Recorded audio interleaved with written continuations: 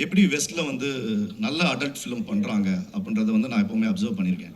அப்போ ஆனால் இந்தியாவை பொறுத்த வரைக்கும் வந்து generally there is a notion when you actually put a certificate இல்லை ஒரு அடல்ட் ஃபிலிம் அப்படின்னாலே ஒரு பர்டிகுலர் விஷயங்களை வந்து அதை டார்கெட் பண்ணி இருக்குன்றது தான் it's been an assumption so far. அந்த அசம்ஷனை பிரேக் பண்ணணும்னு நினச்சோம். அந்த அசம்ஷன்ஸ் என்னென்னா, I be very honest about it, whether it is sex, nudity, vulgarity, foul language and bloody violence, horror, drugs, substance abuse, இதெல்லாம் தான் வந்து எனக்கு தெரிஞ்ச வரைக்கும் அடல்ட் அப்படின்ற ஒரு கான்செப்டுக்கு ஒரு பெர்செப்ஷனாகவே பார்க்கப்பட்டிருக்கு. First thing that we thought of doing in this film is இந்த நார்ம்ஸை நம்ம கண்டிப்பாக பிரேக் பண்ணணும்.